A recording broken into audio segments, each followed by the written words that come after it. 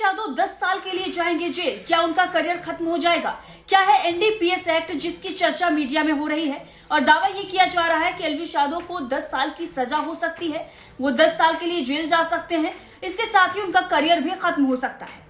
पूरा मामला क्या है आपको विस्तार से बताएंगे और ये भी आपको बताएंगे कि कौन कौन सी गंभीर धाराएं एल्विश यादव के ऊपर लगाई गई हैं और उन धाराओं में क्या कुछ सजा का प्रावधान है।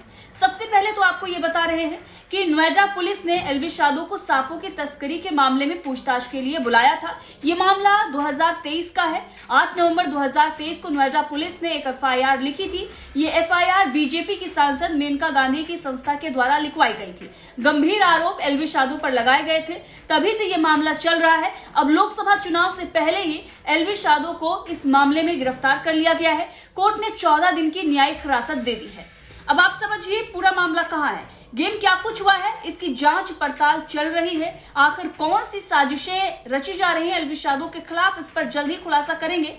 लेकिन सबसे पहले आपको बताते हैं कि मामला क्या है, क्या क्या धाराएं एल्विश यादव पर लगाई गई हैं, कानूनी प्रक्रिया जो है वो किस प्रकार की चल रही है, उसके बारे में आपको जानकारी देते हैं।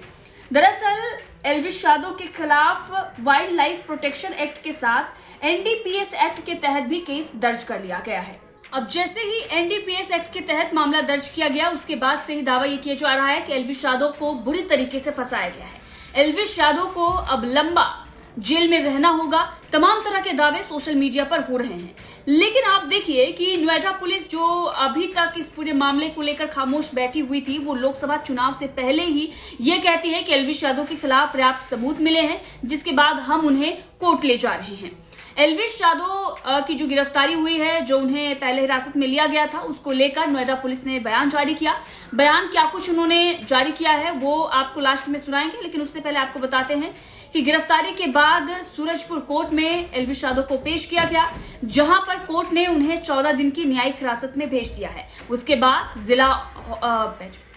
बाद जिला हॉस्पिटल में एल्विश यादव की जांच की गई और मेडिकल जांच कराई गई और उसके बाद अब एल्विश यादव की जो वीडियो सामने आ रही है उसमें देखा जा सकता है एल्विश यादव हंसते हुए नजर आ रहे हैं। लेकिन आप सोचिए कि जो गंभीर धाराएं एल्विश यादव पर लगाई गई हैं, जबकि एल्विश यादव ये कह चुके हैं कि वो पूरी तरीके से निर्दोष हैं, इस मामले से कोई लेना देना नहीं है। एक ऑडियो भी इसी बीच वायरल हो रहा था। बताया जा रहा था कि राहुल से संपर्क मेनका गांधी की संस्था ने की थी और ये वही बातचीत। अब सोशल मीडिया पर तमाम तरह के दावे किए जा रहे हैं, लेकिन उन धाराओं के बारे में चलिए आपको बताते हैं जो धाराएं एल्विश यादव पर लगाई गई हैं और उनमें सजा का क्या प्रावधान है। जो केस दर्ज हुआ है उसमें कितनी लंबी सजा एल्विश यादव को हो सकती है, इसके बारे में विस्तार से जानते हैं। सबसे पहले आपको बताते हैं कि एल्विश यादव पर एनडीपीएस एक्ट के तहत मामला दर्ज किया गया है। एनडीपीएस एक्ट यानी narcotic drugs and psychotropic substance act.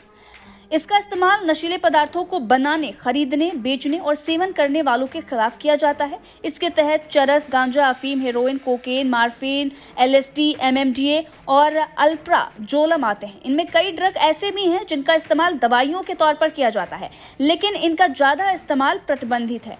अगर आप इनका ज्यादा इस्तेमाल करते हैं या फिर आपके पास ऐसे जो पदार्थ हैं वो पाए जाते हैं, तो फिर 10 से 20 साल तक की जेल आपको हो सकती है। इसके साथ साथ आपको 1 से 2 लाख का जुर्माना भी भरना पड़ सकता है। तो सोचिए, ये जो एक्ट लगाया गया है इसमें 10 से 20 साल तक की सजा का प्रावधान है।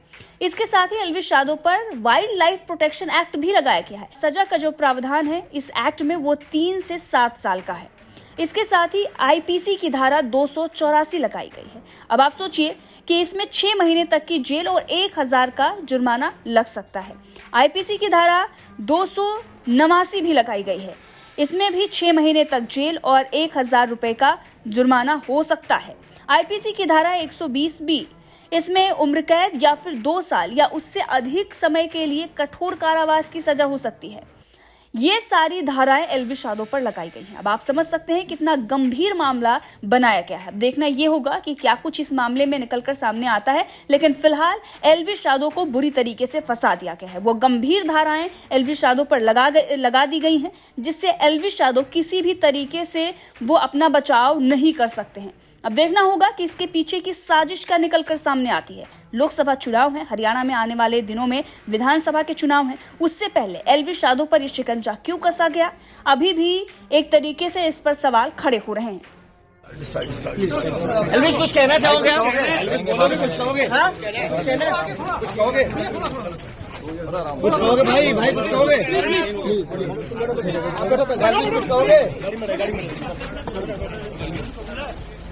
गाड़ी में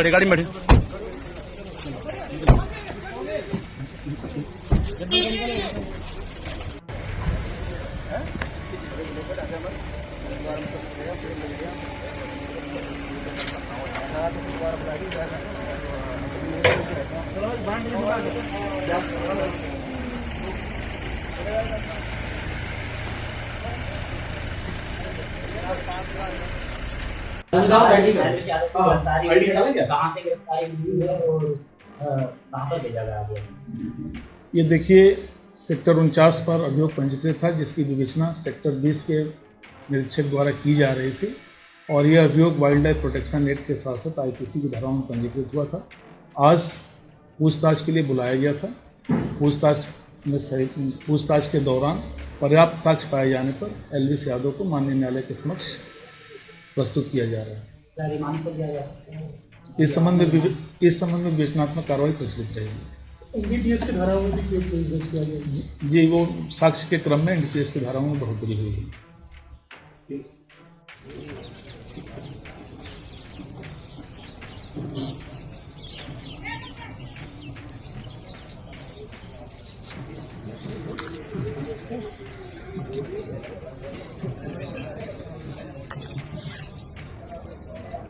मैम PFA ने कंप्लेंट फाइल की है। जी, PFA ने ट्रैप लगा करके उनके लोगों को पकड़ा। ये जो बंदा है, इसके ऊपर हमारी नज़र बहुत दिनों से है, क्योंकि ये जो अपने फिल्में खींचता है, फ़ोटो खींचता है और लगाता है YouTube पर, उसमें वो सांप अक्सर पहनता है। तो फिर ये सारे के सारे सांप इंडेंजर्ड स्पीशीज हैं, पाइथन्स हैं, कोबरास हैं, और इनको लेने के लिए, इस्तेमाल करने के लिए 7 साल की सज़ा है। संगीन जुर्म माना जाता है, शेड्यूल 1 एनिमल है। फिर उसके बाद पता चला कि ये बेचता है इनका वेनम। तो ये ट्रैप के लिए हमने उन्हीं को ही फ़ोन करके कहा कि हम पार्टी कर रहे हैं, आप अपने लोगों को भेजिए। पहले उसने लोगों को भेजा देखने के लिए कि ये ट्रैप है या क्या है, लेकिन उसको लगा कि सब कुछ सही है, तो 5 लोगों को भेजा स्नेक वेनम के साथ और सांपों के साथ, और ये सप्लाई करता है गुड़गांव में और नोएडा। मैम हरियाणा मुख्यमंत्री तो तारीफ करते हैं कि ऐसे युवाओं से प्रेरणा लेनी चाहिए, बाकी के युवाओं को मंच शेयर करते हैं उनके साथ हजारों की संख्या में। कि क्या होता है कि लोगों की असलियत बाद में पता चलता है। हम लोग हमेशा बेनिफिट ऑफ द डाउट देते हैं कि होगा कोई शरीफ इंसान, बाद में पता चलता है कि TRP बढ़ाने के लिए कुछ लोग कुछ भी कर सकते हैं, और एक दफ़ा थोड़ी सी चस्का लग गई मशहूरता की, तो फिर वहाँ हेडलाइन में रहने के लिए कुछ भी करने के लिए। मैम कांग्रेस कह रही है कि बीजेपी संरक्षण दे रही है एल्विश यादव को। फोन उठाया और कंफर्म है कि ये मुझे मालूम नहीं बेटा, ये हमारी टीम ने किया है। मैम कितने दिनों से ट्रैप कर रहे थे आप लोग? सर्च कर रहे हैं। अब वो फरार है।